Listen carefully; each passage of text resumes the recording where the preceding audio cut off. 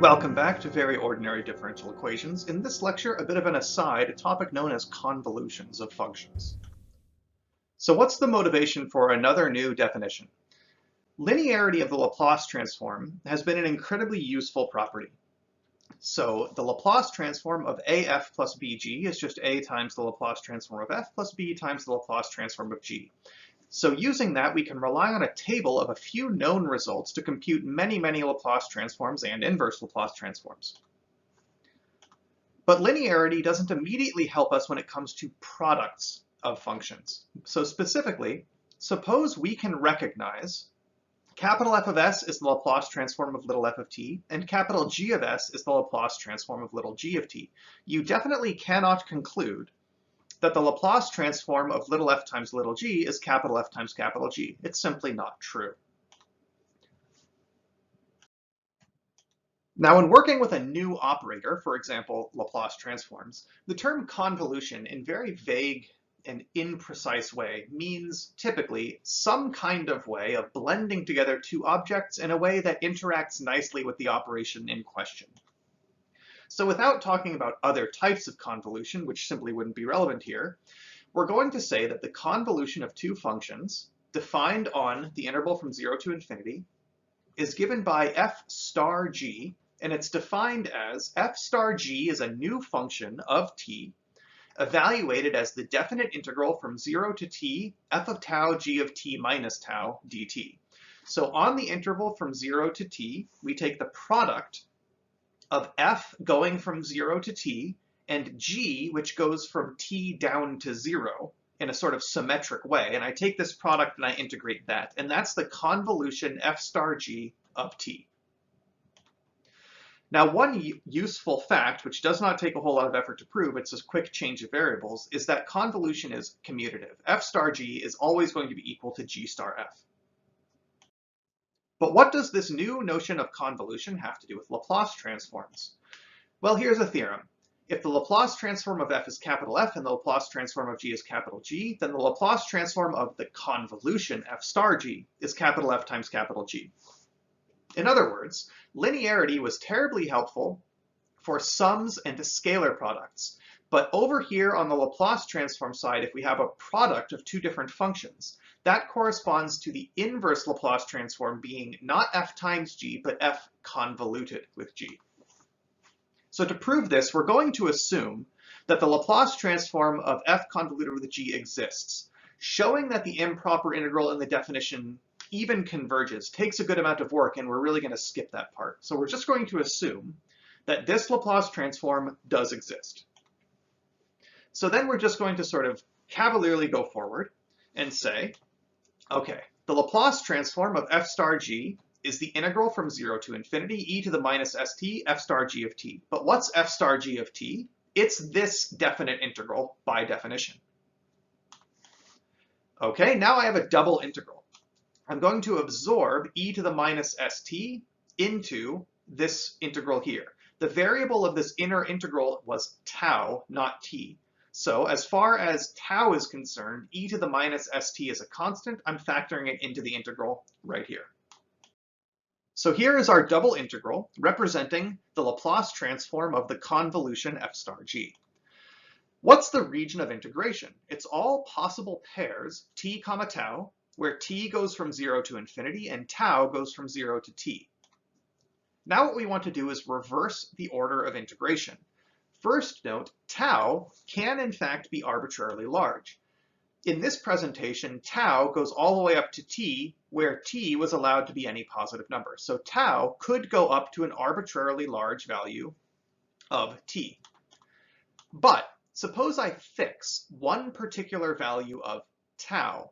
What t's correspond to it? T must always be bigger than or equal to tau. So tau can go from 0 to infinity, and for any value of tau, little t goes from tau to infinity. So overall, tau, anything bigger than or equal to 0, t bigger than or equal to tau. Therefore, by reversing the order, I can say tau goes from 0 to infinity, and then t goes from tau to infinity. So these are now equal to each other. Here is our order of integration d tau dt. Here's the order dt d tau. So here is our double integral for the Laplace transform of f convoluted with g after we switch the order of integration. Now, f of tau is effectively constant for the inner integral. This inner integral is against the variable t. This term has a t in it, this term has a t in it, but this one does not. So f of tau is effectively constant and can therefore be factored out of the inner integral. So having factored f of tau out of the inner integral, here we are. Now on that inner integral, we're going to perform the substitution x is t minus tau. Therefore, dx is the same thing as dt. And we end up with, well, the outer integral hasn't changed at all. I'm replacing t with x plus tau, and t minus tau with x, and dt with dx. My bounds of integration must also change. When t is equal to tau, then x is equal to 0. But as t goes to infinity, so does x.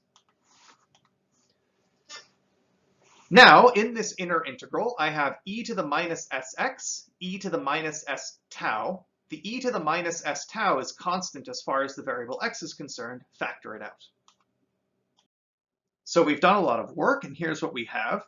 Okay, we originally wrote the definition of the Laplace transform of f star g. We factored one constant inside our second integral. We changed our order of integration. We factored a new constant out of the inner integral, did a change of variables, and here's where we are right now.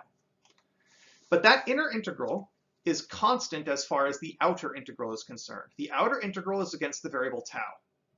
The inner integral has absolutely no taus anywhere. This entire parenthetical term is a constant as far as the variable tau is concerned. So therefore, this entire parenthetical term can be factored out of the integral, giving me a product of two different but very similar looking integrals. Let's take a look at each of these integrals. They both go from 0 to infinity. Then they have e to the minus s variable function of variable. E to the minus s variable function of variable. Those are both Laplace transforms, f of s times g of s. So overall, the Laplace transform of this convolution is the product of these two Laplace transforms. So what? After all that work, what good does that do us? So we now know the Laplace transform of a convolution is the product of two Laplace transforms. If we are solving a differential equation through the technique of Laplace transforms, it's unlikely that a convolution appears when you are taking Laplace transforms. Sometimes textbooks will have problems where there's just a convolution appearing in the problem, but that's a rather contrived example to sort of make a student use this result. It doesn't actually happen all that often that convolutions just sort of are written in front of you. I'm not saying it never happens, it's just not all that common. However, in the inverse Laplace transform stage, it's very common to have a product of two things, each on their own I know how to take an inverse Laplace transform of. So if you are given a product of two things that you recognize as Laplace transforms, how do you take the inverse Laplace transform? Not through the product f times g, but through the convolution f star g. So convolution shows up more for our purposes in taking inverse Laplace transforms rather than Laplace transforms. Now the convolution of f star g is itself going to be an integral, the integral from 0 to t of something. You either need to compute it, or if it can't be solved in elementary form, leave it in its integral form. So for example, let's find an inverse Laplace transform of 1 over s squared times s squared plus 4. Now 1 over s squared and 1 over s squared plus 4 are both things that we recognize as Laplace transforms of something nice. So t has Laplace transform 1 over s squared, and 1/2 times the sine of 2t has Laplace transform 1 over s squared plus 4. So by our new theorem, we conclude that the convolution of these two functions is the inverse Laplace transform of the product capital F times capital G. So the convolution of t and 1/2 sine of 2t is an inverse Laplace transform of what we started with. So what we need to do is compute the convolution of f and g, where f of t is t and g of t is 1/2 sine of 2t. So we set that up. The convolution of two functions as a function of t is the integral from 0 to t f of tau g of t minus tau dt. Now with our functions, we just get f of tau as tau, and g of t minus tau is this mess right here with the 1/2 factored out. Now what I'd actually prefer to do is compute g star f. We've already remarked that f convoluted with g and g convoluted with f are equal to each other. And the benefit is that it puts that difference in the t minus tau out here, where our sine term now just has a sine of 2 tau in it. Of course, you can get from here directly to here with a change of variables. The same change of variables that was used to show these two things are equal anyway. But I just think this is a slightly more convenient integral to compute. So we distribute this out. T times a sine, tau times a sine, t times a sine, tau times a sine. Now in our first integral, since the variable is tau, this is effectively a constant. It'll factor out. In the second, however, I'm going to have to do an integration by parts. Here will be the result. Notice that both of these integrals have a factor of 1/2, and they're both going from 0 to t. So after doing all of our relevant integration, here's what you would end up with. So here is the integral representing this convolution g star f. Once you go ahead and plug in all of your bounds and evaluate, you'll get all of this, which simplifies a little bit to t over 4 minus the sine of t over 8. So there is the convolution g star f, and therefore an inverse Laplace transform of 1 over s squared times s squared plus 4. Now for this particular problem, it's worth remarking we could have done this without using convolution through partial fraction decomposition. 1 over s squared times s squared plus 4 decomposes as 1 over 4s squared minus 1 over 4 times s squared plus 4. With corresponding inverse Laplace transform, 1/4 t minus 1/8 times the sine of 2t, which is exactly what we found already. As a second example, let's find the Laplace transform of f of t, where f of t is the integral from 0 to t e of tau over 2 times the cosine of 2 times t minus tau d tau. Now if we were to denote g of t is e to the t over 2, and h of t is the cosine of 2t, then we exactly have our function is the convolution of g with h. Here's the function g of tau. Here's h of t minus tau. Integrated from 0 to t, giving me my function f of t. So f of t is exactly the convolution of g with h. Therefore, the Laplace transform of f is the product of the Laplace transforms of g and h, respectively. Those are pretty easy to determine. The Laplace transform of e to the t over 2 is 1 over s minus 1/2, and the Laplace transform of cosine of 2t is s over s squared plus 4. We can simplify this if we want to 2s over 2s minus 1 times s squared plus 4. This is an example of what I call the rather contrived form of a problem. So we needed to take a Laplace transform of a function, which was really exactly given as a convolution. This is a common textbook type of problem.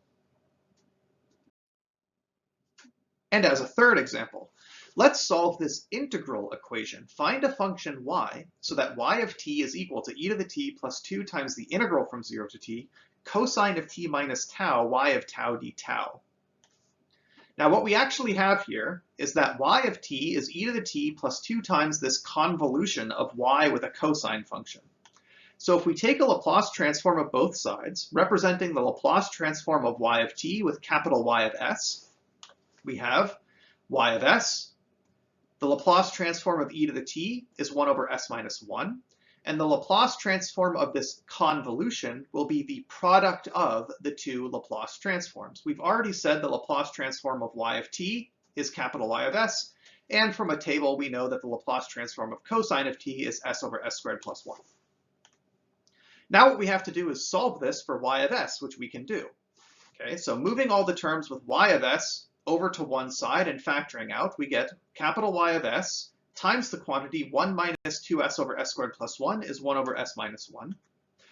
Dividing and simplifying would result in capital Y of s is s squared plus 1 over s squared minus 2s plus 1 times s minus 1. So here's what we have so far. If little y of t solves the equation we began with, its Laplace transform capital Y of s is equal to this rational function. Now that denominator is just s minus 1 cubed. By partial fraction decomposition, that will boil down to 1 over s minus 1, 2 over s minus 1 squared, and 2 over s minus 1 cubed. So whatever y of t is, its Laplace transform is the sum of these fairly straightforward things.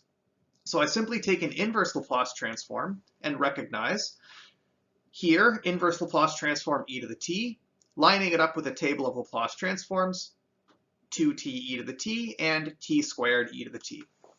So here is a function, y of t, which satisfies this integral equation above. Not exactly a differential equation, but an integral equation. That y of t is e to the t plus 2 times this definite integral. This, of course, simplifies a little bit to t plus 1 squared e to the t if you like. So altogether, what did we discuss?